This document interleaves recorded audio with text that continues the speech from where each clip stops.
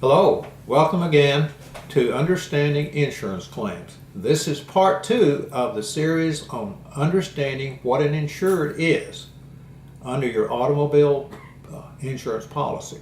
In part 1, we looked at the fact that your basic insured included the named insured, their spouse, and family members, and we went into some detail as to what that meant.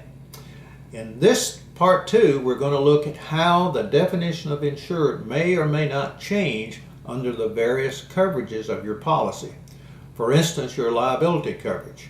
It still includes the named insured, the family member, but it also includes anyone who is using your covered automobile with a reasonable expectation that they have a right to be in your vehicle and to be using it.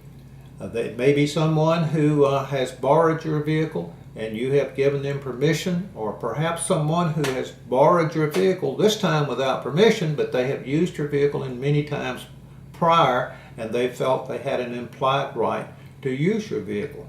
So this could be a little bit touchy as to whether or not they have a reasonable expectation that they can use your vehicle whenever they want to.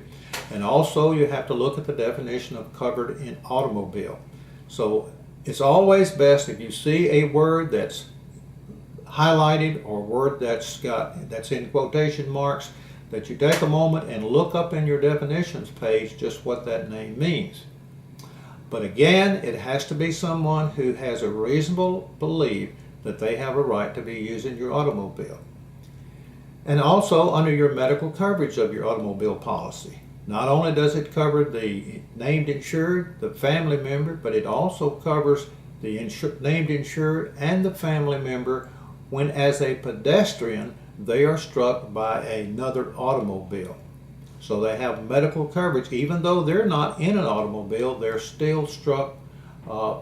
Maybe they're crossing a street and a vehicle hits them. They have coverage under the medical insurance coverage portion of their automobile policy.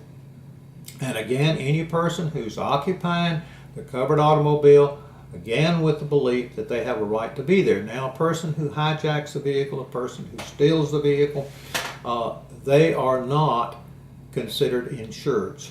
In no way and no court will hold that they are insured. Now, your insurance company, in the event this person that stole your automobile is in a wreck and injures someone else and does property damage, then the other party, the third party in this particular case, may decide, okay, I'm going to file a lawsuit against not only the person who was driving the vehicle, but the owner of the vehicle. Now, your company does have an obligation to defend you in court.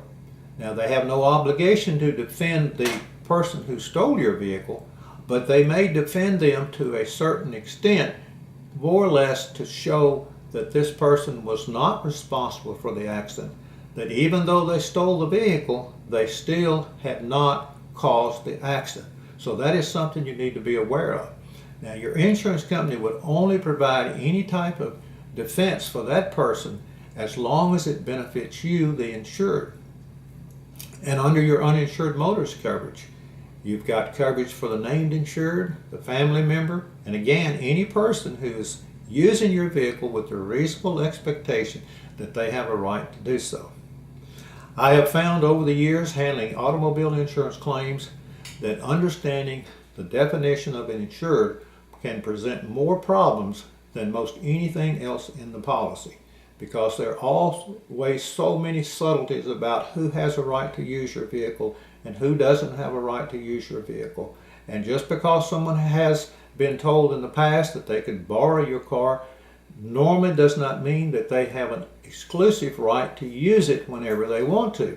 So those kinds of situations change. So if there's any question about, okay, this person's been borrowing my car a lot lately, are they insured under my policy? You might want to talk to your insurance agent and get that question cleared up on the front end. But it's always wise, unless they are not a named insured, not a family member, that you're very cautious about who you loan your car to, especially on a repeated basis. You don't want to be put in a position of trying to say, okay, this person is insured under my policy. You didn't buy your policy to insure anyone really outside of your household. So those are some things that if they come up, you need to inquire of your insurance company.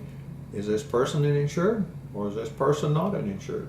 So again, I ask you, if you like this video, to hit the subscribe button and be looking for more videos along the line of understanding insurance claims. And again, I thank you and I hope you have a wonderful day.